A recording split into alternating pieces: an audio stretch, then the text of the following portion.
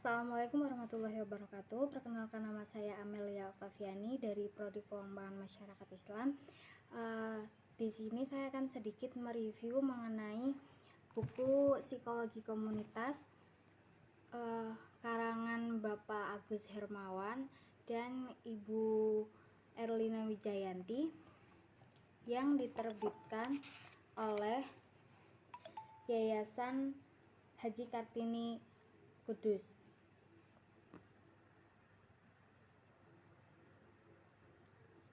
Jadi dengan diterbitkannya buku ini, penulis mengharapkan agar para mahasiswa lebih terbantu untuk mendapatkan referensi mengenai psikologi komunitas.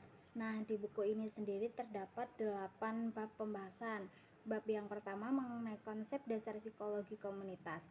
Di bab pertama ini berisi mengenai pengertian psikologi komunitas. Jadi pengertiannya itu seperti apa, yang dimaksud dengan psikologi komunitas itu seperti apa, dan poin yang kedua yaitu mengenai objek kajian dan hubungan psikologi komunitas dengan ilmu lainnya.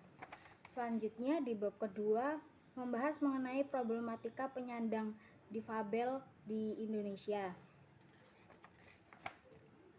Jadi di bab 2 ini berisi mengenai pengertian difabel secara etimologi dan secara umum menurut pakar juga, dan poin selanjutnya mengenai keadaan penyandang difabel dan perhatian dari pemerintah.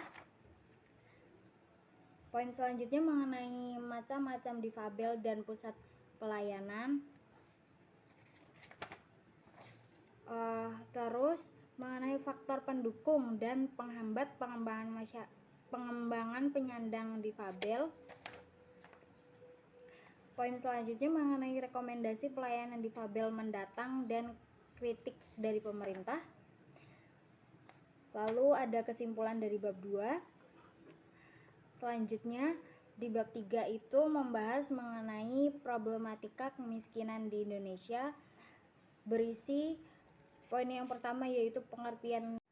Selanjutnya di bab 3 mengenai problematika kemiskinan di Indonesia. Poin yang pertama akan membahas mengenai pengertian dari kemiskinan itu sendiri.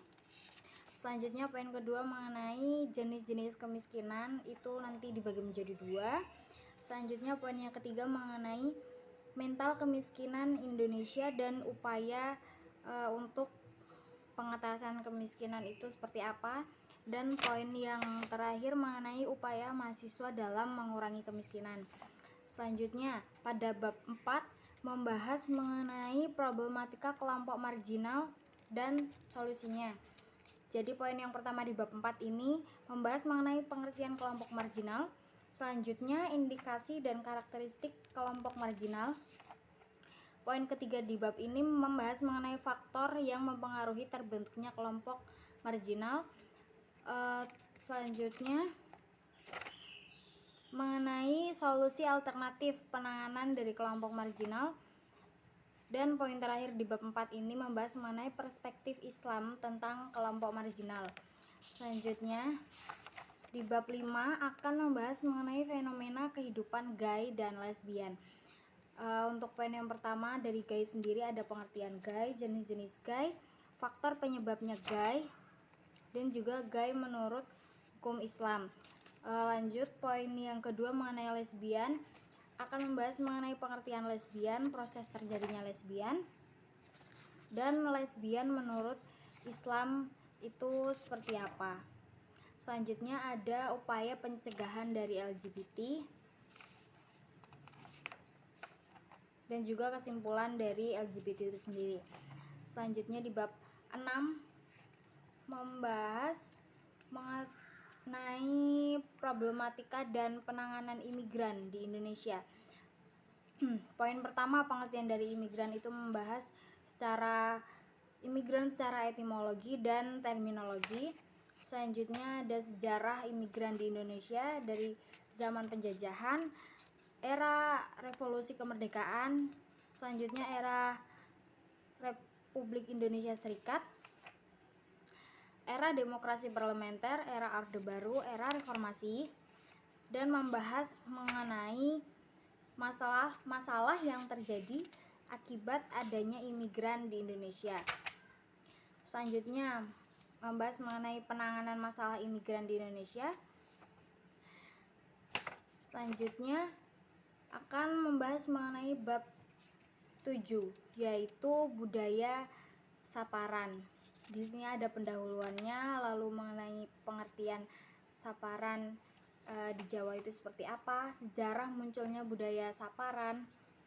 Selanjutnya, kearifan lokal budaya saparan dan pesan moralnya. Poin selanjutnya mengenai implikasi budaya saparan bagi warga dan juga faktor pendukung dan penghambat budaya saparan. Di bab terakhir yaitu membahas mengenai dampak realisme dan diskriminasi etnis bagi kesehatan mental. Pada bab 8 ini atau bab terakhir berisi mengenai pendahuluannya, pengertian rasialisme dan diskriminasi. Selanjutnya mengenai contoh perilaku rasialisme dan diskriminasi dan dampak rasialisme dan diskriminasi bagi kesehatan psikologis.